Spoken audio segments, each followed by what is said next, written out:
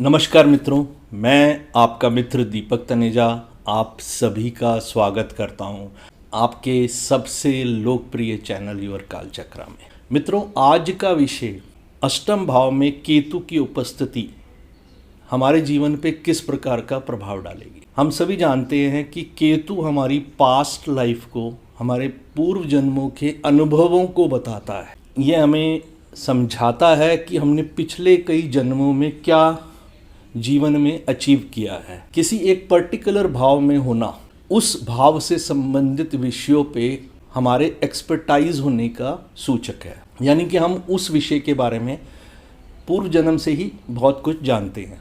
जब केतु अष्टम में होगा तो निश्चित रूप से राहु द्वितीय भाव में होगा। अगर हम सेकंड हाउस के कारक तत्वों के प्रति ऑब्सेस्ड रहेंगे, टोटली डिवोटेड रहेंगे, बोलने में, खाने में, धन, कुटुंब के विषय में हमारा पूर्ण आकर्षण वहीं रहेगा और उन्हीं चीज़ों को हम बार बार विचार करते रहेंगे और उन्हीं के लिए हम अपनी पूरी एनर्जीज लगाएंगे, तो जो हम अचीव पूर्व जन्मों से करके आए हैं वो हम इस जन्म में उसका लाभ नहीं ले पाएंगे। देखिए, अष्टम भाव ट्रांसफॉर्मेशन का भाव है। जेनेटिकली हम जो चीज़ें पूर्वजों से लेके आ रहे हैं, या हम ये कहें कि पूर्वजों से जो हमें प्राप्त होता है, वो सभी प्रकार की चीज़ें हम यहाँ पर अष्टम भाव से देखते हैं। ये मृत्यु का भाव भी बताया गया है, आयु का भाव भी बताया गया है, और इस भाव में हमारे पूर्ण रूप से परिवर्तित करने की क्षमता रहती है। अक्सर ये इस भाव से हम अपनी bonding with the life partner उसको देख, हमारी बॉन्डिंग कितनी गहरी है अपने लाइफ पार्टनर के साथ, तो ये हमारा बहुत इम्पॉर्टेंट भाव हो जाता है। नेगेटिव सेंस में बोलूँ तो ये हमें दुर्घटनाएं, रोग, असाध्य रोग, बार बार समस्याएं, अपमानजनक परिस्थितियां, बार बार विघ्न बाधाएं आना और असफलता हमारे सामने खड़े रहना, अपमानित होना, बिना कारण लोगों द्वारा अपमानित होना। लेकिन ये बहुत सारी एबिलिटीज़ का भी भाव है, ये रिसर्च का भाव है, ये ऑकल्ट का भाव है, ये आपको मिस्टिक क्वालिटीज़ डेवलप करने का भाव है, इंट्यूटिव पावर को बहुत अच्छी तरह से यूटिलाइज करने का भाव है। ये आपके अंदर ऐसी इंट्यूटिव पावर दे सकता है कि आप बहुत सारी चीज़ें, घटनाओं को पूर्व में ही देख सकते हैं, समझ सकते हैं और पूर्वाभास हो सकता है। तो ये यहाँ पर केतु की उपस्थिति बहुत बड़े परिवर्तन ला सकती है। केतु, हम सभी जानते हैं कि चंद्रमा का साउथ नोड है। साउथ नोड होने का सीधा सा मतलब है कि यहाँ अगर केतु बैठा है और वो वीक है, अगर वो वीक और नेगेटिव है, तो आपकी लाइफ बहुत संघर्ष में, पीड़ादायक, deep pain, deep detachment, deep failures और हेल्थ वाइज भी ऐसे ऐसे रोग होंगे जिनका कोई उपाय नहीं है, कोई इलाज नहीं है। आप स्वयं हैरान हो जाएंगे कि मेरे जीवन में ऐसा क्यों हो रहा है कि मेरे को इतने गंभीर रोग क्यों हो रहे हैं। आप कभी कभी देखेंगे कि गुप्तांग से जुड़े हुए ऐसे रोग लग जाएंगे व्यक्ति को जिसका कोई समाधान नहीं निकल पाएगा। अक्सर तो जो ऑटोइम्यून डिजीजेस होती हैं वो यहाँ पर पूरी तरह से अपना व्यक्ति को घेर के रखती हैं। कोमा जैसी स्थिति व्यक्ति के जीवन में आ जाती है। केतु की उपस्थिति और अष्टम हाउस की जो नेगेटिविटी है, अगर ये दोनों बहुत एक्सट्रीम नेगेटिव है, वीक केतु के साथ अष्टम भाव, ये आपको हेल्पलेस, एमलेस, किसी भी दिशा में आगे बढ़ने वाला नहीं बताएगा। आप कोई भी दिशा में आगे बढ़ेंगे तो आपको पता ही नहीं है मेरे को जाना कहाँ है, क्या करना है, क्यों करना है। तो हम कभी कभी देखते हैं ना कि कोई सड़क पे कोई बहुत ही फटेहाल चीथड़ों में घूम रहा है और उसके दिमाग, मानसिक स्थिति अच्छी नहीं है, वो समझ नहीं पा रहा, कर नहीं पा रहा चीज़ों को। ये स्थितियाँ तभी संभव है जब हम, हमारे कुंडली के ग्रह काफ़ी वीक होकर ऐसी पोजीशंस पे बैठे हों जहाँ से हमारे को कोई सहायता प्राप्त ना हो सके। तो हम अक्सर ऐसे लोगों को दिशाहीन होकर किसी भी तरफ चल पड़ते हैं, कभी इधर जा रहे हैं, कभी उधर जा रहे हैं, कभी किसी और तरफ जा रहे हैं। इतने गहरे दर्द लिए बैठे होते हैं कि वो अपनी भावनाओं को कहीं दिखा भी नहीं पाते हैं। ये ऑकल्ट या स्पिरिचुअलिज्म के लिए केतु का अष्टम भाव में होना ये सबसे बड़ा एक सौभाग्यशाली योग है। आपको इतनी अच्छी इंट्यूटिव पावर होगी कि घटनाओं के बारे में अच्छे से जान पाएंगे। एस्ट्रोलॉजी या ऑकल्ट के किसी क्षेत्र में भी आपके मुंह से निकली बात कभी गलत नहीं होगी। मैं कई बार कई लोगों को ऐसे में सुझाव भी देता हूं कि आपको ईश्वरीय शक्तियां प्राप्त हैं, आपको ईश्वर की कृपा प्राप्त है, कृपा करके कभी किसी को ज़्यादा नेगेटिव मत बोलें, क्योंकि आपके बोलने से वाणी सिद्धि हो जाएगी। ये ऑकल्ट, स्पिरिचुअल ग्रोथ, ह्यूमैनिटेरियन कामों के लिए अष्टम में बैठा केतु बहुत हेल्पफुल होता है। मैंने कई लोगों को देखा है कि वो लोग अपने जीवन में बहुत सारे लोगों की बहुत सहायता कर पाते हैं because of this Ketu only.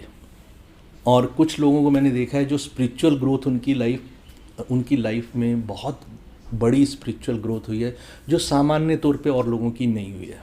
Personality के तौर पे मैंने देखा है कि अक्सर ये लोग अगर बैड केतु लेके बैठे हैं तो ये बड़े डिस्टर्ब्ड होंगे, कहीं पर भी किसी चीज़ में अच्छे से सिचुएशंस को हैंडल नहीं कर पाते हैं, तो वीक पर्सनैलिटी होती है, अट्रैक्ट नहीं कर पाते लोग, इनकी अपीयरेंस से ही परेशान हो जाते हैं। ये कैसे देखें कि मेरा केतु अच्छा है या बुरा है? देखिए, मैंने पहले भी कई वीडियोस में बताया, राहु और केतु के बारे में आपको जब भी देखना हो तो सबसे पहले वो किस भाव में बैठे हैं, उस भाव के स्वामी की स्थिति क्या है, पहला।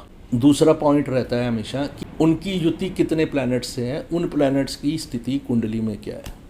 तीसरी, उनको कौन से प्लैनेट देख रहे हैं, जो प्लैनेट्स उनको देख रहे हैं वो कुंडली में किस प्रकार की स्ट्रेंथ लेके बैठे हैं। चौथी, जिसके नक्षत्र में राहु या केतु बैठे हैं, अगर वो वीक हैं तो आप स्वयं मान के चलें कि आपका राहु और केतु आपके लिए प्रॉब्लमेटिक रिजल्ट देने वाला है। अगर ये वीक नहीं है तो राहु और केतु आपके लिए ग्रोथ देने वाले हैं, रातों रात जीवन को परिवर्तित करने वाले हैं। जैसे 3, 6, 8, 12, जैसे कि तीसरे, छठे, 8वें और 12वें भाव में मैलेफिक्स अगर इन भावों में है और उनके जो बाकी की जो प्लैनेट्स की स्ट्रेंथ अच्छी नहीं है तो ये पेनफुल है। अगर वो स्ट्रेंथ अच्छी है तो ये आपके लिए एक वरदान का काम करेगा।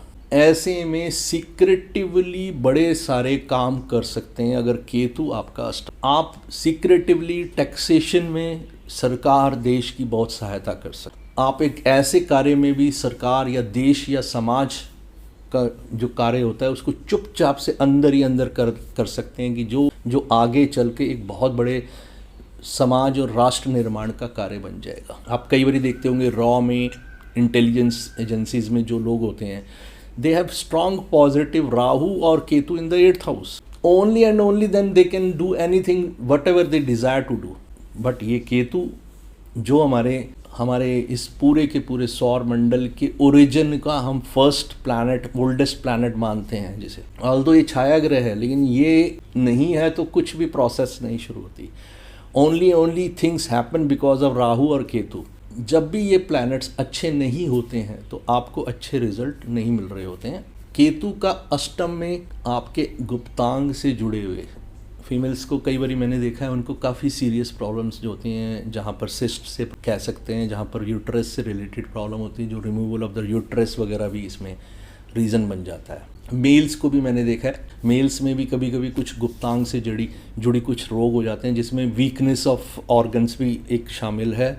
एक वीक केतु ही ये स्थितियाँ उत्पन्न करेगा। आपका सोचना, समझना, चीज़ों को लेना और दूसरों के धन पैसे के प्रति आपका डिटैच हो जाना या टोटली उसको कंट्रोल करने की कोशिश करना, ये डिपेंड करेगा आपके अच्छे या बुरे राहु केतु के ऊपर, कुंडली में वो कैसी स्थिति।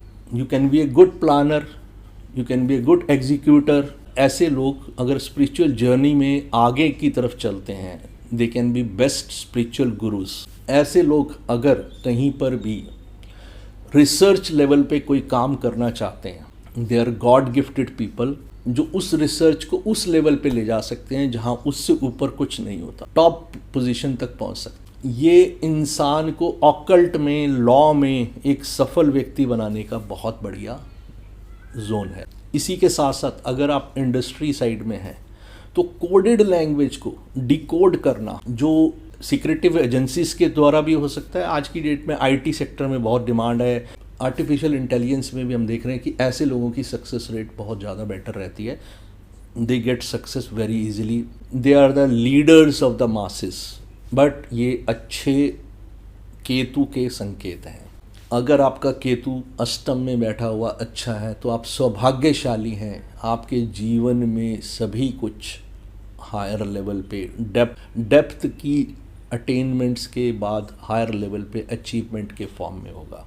बट अगर ये केतु खराब है तो आप डेप्थ से ही प्रॉब्लम्स के क्रिएटर बनेंगे, और वो प्रॉब्लम्स जब बाहर आएंगी तो विस्फोटक होके आपके व्यक्तित्व, आपकी पर्सनैलिटी, आपके जीवन को भी, आपके परिवार को भी, कुटुंब को भी अपने नेगेटिव असर से प्रभावित करेंगे। अब कई बार हमने देखा कि मान लीजिए किसी के कुंडली में केतु अच्छी स्थिति में नहीं है तो क्या करें। मैं हमेशा ही बताता हूँ कि अगर केतु आपका खराब है तो गणेश अथर्वा शीर्ष भगवान गणपति की पूजा करें। उसके पीछे का कारण भी मैं समझा देता हूँ कि अगर कारण किसी को पता हो तो वो चीज़ों को आसानी से, भगवान गणपति का भी सिर को अलग कर दिया गया था और अलग से सिर लगाया गया था। इसी प्रकार केतु भी जो है वो धड़ है, सर नहीं है।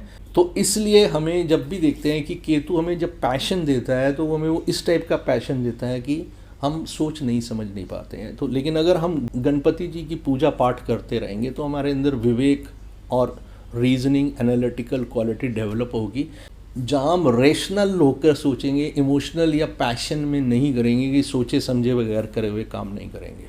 केतु हमारी पताका को भी बताता है। तो किसी भी धार्मिक स्थान पर, किसी भी मंदिर में आप नियमित रूप से समय समय पर पताका को लहराते रहें। देना नहीं है, उनको कहना मेरे सामने चढ़िए, आप लगाइए, मैं अपने सामने लगवाना चाहता हूँ। केतु के बीज मंत्र का जाप, और चितकबरे जो डॉग्स होते हैं उनको भी अगर आप भोजन देते हैं तो भी आपका केतु से संबंधित विषयों में आपको बहुत बहुत लाभ होगा। ऐसी स्थिति में अगर कहीं पर भी कोई बिल्कुल अंधकार में, दिशाहीन और सोच समझ नहीं पा रहा है, अपाहिज है, या सर्जरी के लिए किसी को पैसे की ज़रूरत है और वो गरीब है, ख़ास तौर पे फ़कीर जो सड़क के किनारे बैठे हो, जिनकी बौद्धिक स्तर कम होता है, मानसिक स्थितियां खराब होती हैं, ऐसे किसी व्यक्ति के इलाज में भी सहायता करने में आप चाहे उसको हॉस्पिटल छोड़ के आ जाइए तो भी ये आपको लाभ देगा। अगर आप इलाज भी कराते हैं तो ये आपके लिए बहुत उपयोगी रहेगा। और मित्रों, आपके घर में समस्याएं आ रही हैं तो केतु अगर कारण है तो आध्यात्मिकता सबसे पहला तरीका रहेगा कि आप आध्यात्मिक हो जाएं तो केतु द्वारा दी जा रही प्रॉब्लम्स कम हो जाएंगी। डिज़ायर्स को कम कर लीजिए, डिज़ायर्स के पीछे भागना बंद कर दीजिए, तो भी केतु आपकी हर इच्छा पूर्ति अपने आप ही कर। जितना समय आप डिज़ायर्स, कोई भी एक इच्छा के लिए बहुत ज़्यादा प्रयास करेंगे वो आपको फेलियर्स देगा, फ्रस्ट्रेशन देगा, आप एंडलेस पेन्स के साथ वहाँ पर उस समय में तड़पते हुए नजर आएंगे। मेरे अनुभव में है, मैंने कई लोगों को समझाया है, अष्टम में केतु है, आपकी केतु की दशा चल रही है, आप कृपया करके अपने जो इस इच्छाओं के लिए जो किए जा रहे प्रयास हैं इनको रोक दें और आध्यात्मिक हो जाएं, आध्यात्मिक संस्थाओं से जुड़ जाएं। जिन्होंने उस चीज़ को स्वीकार करके उस पर कार्य करा उनकी समस्याओं में समाधान आया, जिन्होंने नहीं माना तो वहाँ पर समाधान नहीं मिला। कुछ लोग मिलेंगे जिनका कोई केतु की दशा चल रही हो और आर्थिक स्थिति हर प्रकार से कम हो, तो उन्हें, जिन लोगों को धार चाकू की आवश्यकता होती है या सर्जरी के लिए सर्जिकल आइटम्स की ज़रूरत हो और वो आर्थिक रूप से कमज़ोर हैं, आप क्वांटिटी एक लेते हैं या ज़्यादा लेते हैं, ये आप पे डिपेंड करता है। बट अगर आप वो क्वांटिटी उनको पहुंचा देते हैं तो वो अगर अपनी समस्या से बाहर आएंगे तो आप भी साथ के साथ सोल्व होती चली जाएगी। हम कभी भी किसी ग्रह की बात करें तो हमें ग्रह के नाम के साथ देव अवश्य लगाना। तो हम जब केतु की बात करें तो हम केतु देव शब्द का प्रयोग करें और उन्हें देव के रूप में ही अपनी समस्याओं के लिए प्रार्थना करें, विनम्र प्रार्थना, और उनको बोलें कि आपकी सहायता के बिना मेरे जीवन की चीज़ों का समाधान नहीं होगा, कृपा करके मुझे इस समस्या से बाहर निकालें। तो भी आप बहुत सारी समस्याओं से बाहर आ जाएंगे। सोच के काम करें, बोलें तो वाणी को सही दिशा में प्रयोग करें, किसी को चुभने वाली बातें ना बोलें, तो भी केतु देव आपको तंग नहीं करेंगे। मित्रों, आज के लिए बस इतना ही, फिर मिलते हैं एक नए विषय के साथ। नमस्कार, धन्यवाद।